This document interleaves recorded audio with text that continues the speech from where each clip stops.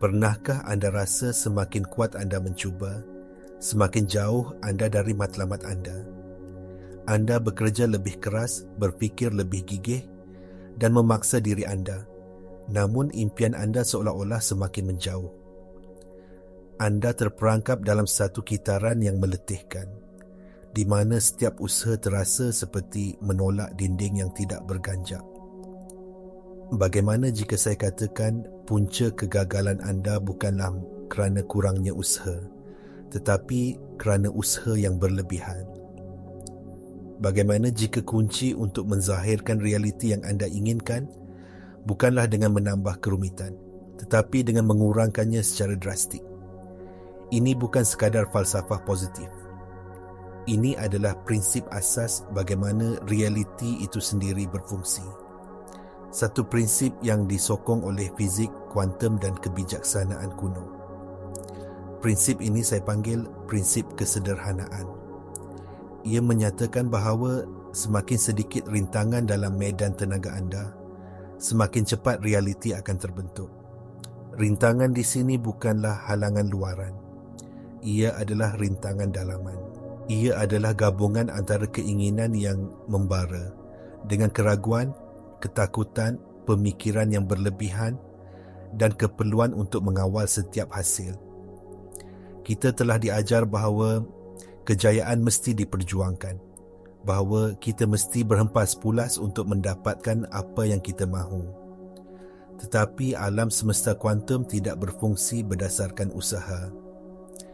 Ia berfungsi berdasarkan getaran, frekuensi dan penyejajaran.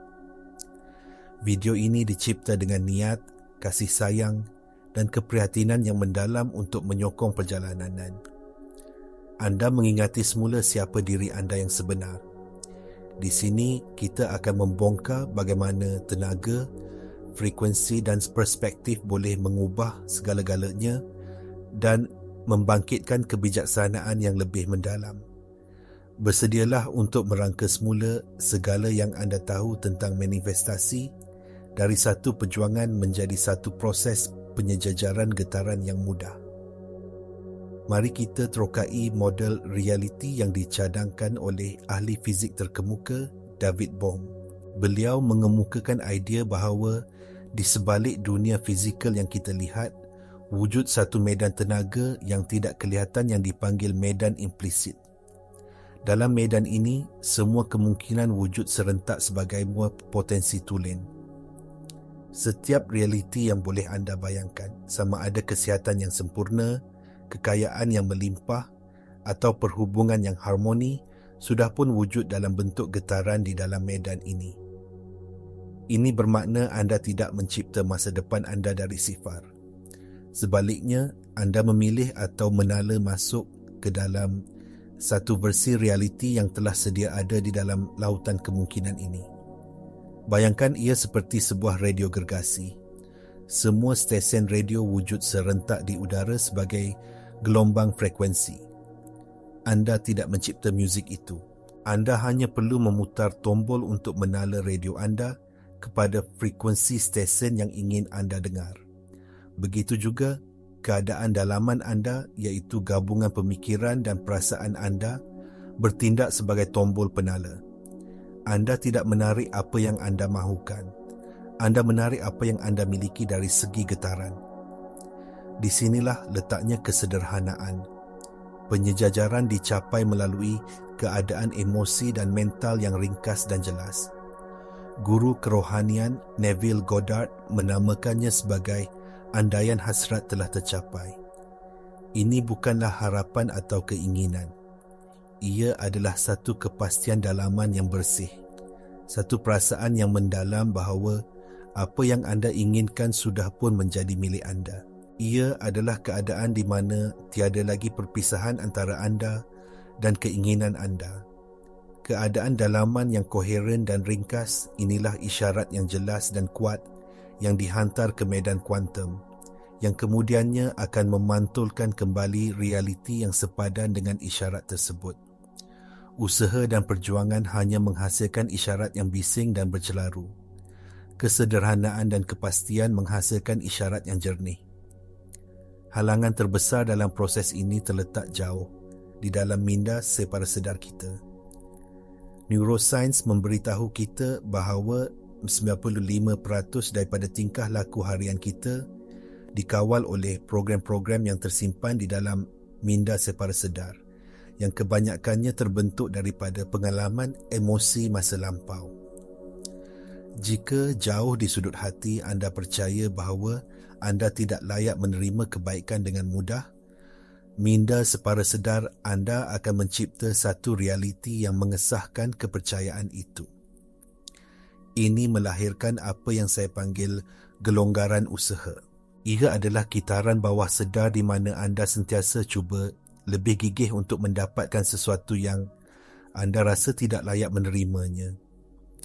Kitaran ini didorong oleh ketakutan, bukan kepercayaan. Ketakutan bahawa jika anda tidak berjuang, anda tidak akan mendapatkannya.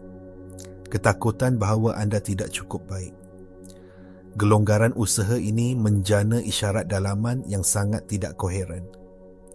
Bayangkan anda cuba menghantar mesej, tetapi pada masa yang sama anda menjerit keraguan dan kebimbangan. Medan kuantum menerima isyarat yang bercampur aduk ini dan tidak dapat mentafsirnya dengan jelas. Ia seperti memberi arahan yang bertentangan kepada alam semesta. Anda berkata, saya mahukan kelimpahan, tetapi tenaga anda menjerit, saya takut kekurangan. Alam semesta sentiasa bertindak balas kepada getaran dominan anda, iaitu getaran ketakutan. Inilah sebabnya mengapa identiti adalah segalanya. Anda perlu beralih daripada identiti seseorang yang sedang mencuba untuk menjadi kaya kepada identiti seseorang yang sudah pun kaya. Anda mesti berhenti menjadi orang yang cuba mencari cinta dan menjadi perwujudan cinta itu sendiri. Selagi anda berada dalam mod mencuba, anda hanya mengukuhkan realiti ketiadaan. Dalam fizik kuantum, terdapat satu konsep yang dikenali sebagai kesan pemerhati yang ditunjukkan dalam eksperimen Dewey Cela. Ia membuktikan bahawa tindakan memerhati itu sendiri mempengaruhi realiti di peringkat subatom. Namun, kita sering menyalahertikan konsep ini. Terdapat perbezaan besar antara pemerhatian kuantum dan apa yang saya panggil pengawasan. Pemerhatian kuantum yang sebenar adalah satu fokus dalaman. Ia adalah tindakan meletakkan kesedaran anda pada perasaan hasil yang telah dicapai. Anda memerhati realiti dalaman anda. Anda merasai kegembiraan, kesyukuran dan kelegaan seolah-olah impian anda sudah pun menjadi kenyataan. Ini adalah pemerhatian yang mencipta. Sebaliknya, pengawasan adalah tabiat yang merosakkan di mana kita sentiasa memeriksa dunia luaran untuk mencari bukti. Adakah ia sudah berlaku? Di mana tandanya? Mengapa ia belum tiba? Setiap kali anda melakukan ini, anda sebenarnya menghantar isyarat yang sangat kuat kepada medan kuantum. Isyarat itu berbunyi, saya tidak percaya ia akan berlaku. Saya ragu-ragu. Saya memerlukan bukti luaran untuk mempercayainya. Pengawasan ini menyiarkan getaran ketidakpercayaan dan kekurangan. Ia secara efektif meruntuhkan gelombang kemungkinan kepada realiti ketiadaan keinginan anda. Kerana itulah keadaan dominan anda. Prinsip kesederhanaan menuntut anda untuk mengalihkan fokus anda sepenuhnya. Berhenti mencari di luar. Mulakan merasa di dalam. Hiduplah dari penghujungnya, bukan menuju ke arahnya. Apabila anda benar-benar merangkumi perasaan keinginan yang telah dipenuhi, anda tidak lagi perlu mencari tanda-tanda. Anda menjadi tanda itu sendiri. Tenaga anda, ketenangan anda, keyakinan anda, semuanya menjadi isyarat yang tidak dapat disangkal oleh alam semesta. Sekarang, mari kita mendalami sains di sebalik mengapa kesederhanaan dalaman begitu berkuasa. Penyelidikan dari institut seperti HeartMath telah membuktikan kewujudan satu keadaan yang dipanggil kejituan jantung minda ataupun heart-brain coherence. Apabila pemikiran anda yang dijana oleh otak dan perasaan anda yang berpusat di hati, Berada dalam keadaan sejajar dan harmoni, badan anda menghasilkan medan elektromagnet yang sangat teratur, stabil dan kuat. Medan ini jauh lebih berkuasa daripada medan yang dijana oleh otak sahaja. Keadaan kejituan ini adalah manifestasi fisiologi bagi prinsip kesederhanaan. Ia adalah keadaan di mana tiada konflik dalaman. Tiada lagi pertarungan antara apa yang anda mahu dan apa yang anda takuti. Fikiran dan perasaan anda menyanyikan lagu yang sama. Isyarat yang anda hantar ke medan kuantum adalah jernih, kuat dan tidak berbelah bahagi. Sebaliknya, apabila anda berada dalam gelonggaran usaha, didorong oleh ketakutan dan keraguan, anda berada dalam keadaan tidak koheren. Otak anda mungkin memikirkan tentang kelimpahan, tetapi hati anda merasa takut akan kekurangan. Konflik dalaman ini menghasilkan medan elektromagnet yang huru-hara, lemah dan penuh dengan statik. Ia adalah isyarat yang cacar marba, yang tidak dapat difahami oleh alam semesta. Ini bukan sekadar metafora, ia adalah biofizik. Bidang epigenetik menunjukkan bahawa keadaan emosi kita, iaitu persekitaran tenaga dalaman kita, menghantar isyarat kimia kepada sel-sel kita yang boleh menghidupkan atau mematikan gen tertentu.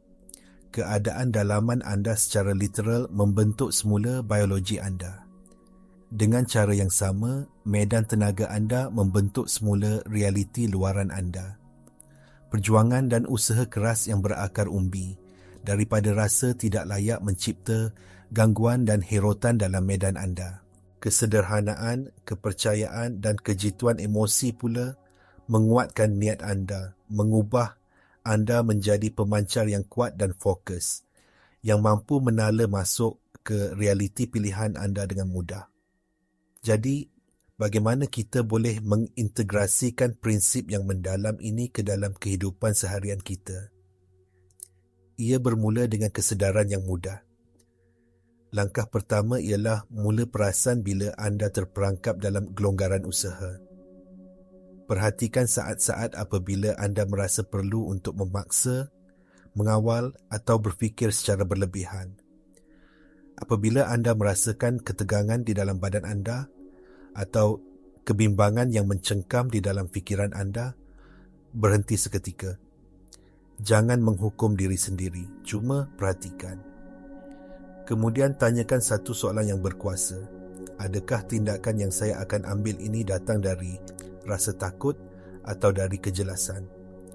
Tindakan yang lahir dari ketakutan terasa berat, terdesak dan dipaksa. Ia adalah usaha untuk mengelakkan hasil yang buruk. Manakala tindakan yang lahir dari kejelasan terasa ringan, terinspirasi dan mudah. Ia mengalir secara semula, jadi dari keadaan dalaman yang yakin dan tenang. Langkah kedua ialah dengan sengaja memilih tindakan yang datang dari kejelasan. Ini mungkin bermakna melakukan kurang. Ia mungkin bermakna berehat dan bukannya bekerja lebih keras. Ia mungkin bermakna melepaskan keperluan untuk mengetahui setiap langkah dan sebaliknya mempercayai gerak hati anda. Setiap kali anda memilih kejelasan berbanding ketakutan, anda sedang melatih semula minda separa sedar anda. Anda sedang membina laluan saraf yang baru. Anda sedang memberitahu diri anda dan alam semesta bahawa anda beroperasi dari kepercayaan, bukan dari kekurangan. Saya ingin menjemput anda untuk melakukan sesuatu sekarang. Fikirkan satu perkara yang sedang anda perjuangkan. Mungkin kerjaya, kewangan atau perhubungan. Sekarang, untuk hari ini sahaja, bolehkah anda melepaskan keperluan untuk mengawal bagaimana ia akan berlaku? Bolehkan anda melepaskan perjuangan itu dan hanya membenarkan diri anda, merasai kelegaan kerana ia sudah pun selesai? Kongsikan di ruangan komen di bawah satu perkara yang anda pilih untuk lepaskan kawalan ke atasnya hari ini. Tindakan kecil ini adalah langkah pertama yang besar. Salah satu cabaran terbesar yang akan anda hadapi ialah apabila keraguan mula menyelinap masuk. Apa yang berlaku apabila realiti fizikal di sekeliling anda masih belum mencerminkan keadaan dalaman baru anda? Ini adalah saat genting, satu ujian terhadap identiti baru anda. Adalah sangat penting untuk memahami bahawa realiti 3D yang anda lihat adalah gema dari getaran masa lalu anda. Ia adalah cerminan dari keadaan anda yang lama. Terdapat sedikit kelewatan masa antara perubahan getaran anda dan manifestasi fizikalnya. Apabila anda melihat realiti lama, jangan panik. Jangan anggap ia sebagai kegagalan.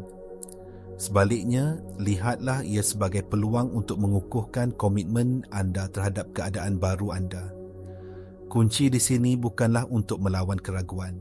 Melawan keraguan hanya akan memberinya lebih banyak tenaga.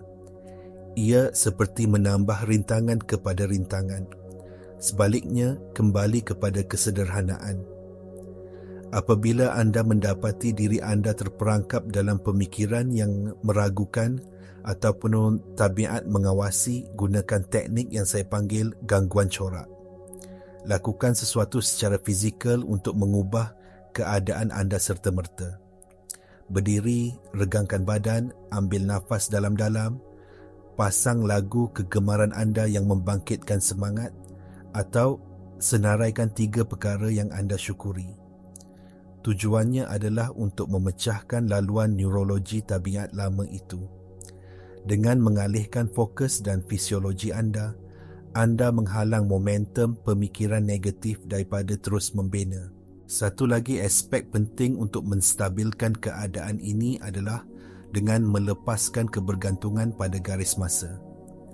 Medan kuantum tidak beroperasi mengikut masa linear seperti yang kita fahami.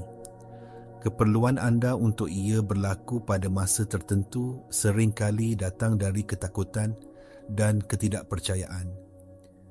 Ia menambah satu lagi lapisan rintangan. Percaya pada masa ilahi adalah tindakan kesederhanaan dan keyakinan yang paling tinggi. Ia adalah satu pengakuan bahawa ada kebijaksanaan yang lebih besar sedang bekerja. Apabila anda melepaskan bila, anda membenarkan alam semesta untuk menyusun bagaimana dengan cara yang paling cekap dan ajaib. Mari kita simpulkan mesej utama yang telah kita terokai bersama. Kuasa terbesar anda tidak terletak pada tindakan anda, tetapi pada keadaan dalaman anda. Realiti tidak dimenangi melalui perjuangan. Ia dibenarkan masuk melalui penyejajaran getaran. Anda telah menghabiskan sebahagian besar hidup anda dengan kepercayaan bahawa lebih banyak usaha akan membawa lebih banyak hasil, tetapi hari ini anda telah diperkenalkan kepada satu kebenaran yang lebih mendalam, iaitu prinsip kesederhanaan. Prinsip ini menyatakan bahawa jalan paling cepat untuk menzahirkan keinginan anda adalah dengan mengurangkan rintangan dalaman. Rintangan ini adalah keraguan yang membisik di telinga anda, ketakutan yang mencengkam hati anda, dan keperluan yang mendesak untuk mengawal setiap perincian. Dengan mengurangkan semua ini, anda membersihkan medan tenaga anda, membolehkan isyarat niat anda terpancar dengan jelas dan kuat ke dalam medan kuantum. Anda bukan mangsa keadaan yang tidak berdaya. Anda adalah pencipta yang sedar, yang berkuasa untuk memilih realiti anda dari medan kemungkinan yang tidak terhingga. Fizik kuantum, neuroscience dan ajaran kerohanian kuno semuanya menunjuk ke arah kebenaran yang sama. Dunia luar adalah cerminan dunia dalaman. Satu-satunya tugasan anda adalah untuk menyederhanakan lanskap dalaman anda dan merangkumi sepenuhnya keadaan hasrat anda yang telah tercapai. Hentikan perjuangan itu. Hentikan paksaan itu. Lepaskan keperluan untuk membuktikan nilai anda melalui usaha yang tidak berkesudahan. Sebaliknya, benarkan diri anda untuk menerima. Benarkan diri anda untuk menjadi. Inilah jalan ke arah manifestasi yang mudah dan penuh kegembiraan. Saya menyeru anda untuk membuat komitmen terhadap amalan ini. Jadikan kesederhanaan dan kejituan emosi sebagai keadaan semula jadi anda. Langgan saluran ini untuk lebih banyak kandungan yang akan membantu anda mengingati semula kuasa sebenar anda. Kongsikan video ini dengan seseorang yang anda tahu sedang terperangkap dalam kelonggaran usaha. Perjalanan anda ke arah penciptaan yang mudah tidak bermula esok. Ia bermula pada saat ini dengan satu anjakan yang ringkas dan mudah dalam keadaan dalaman anda.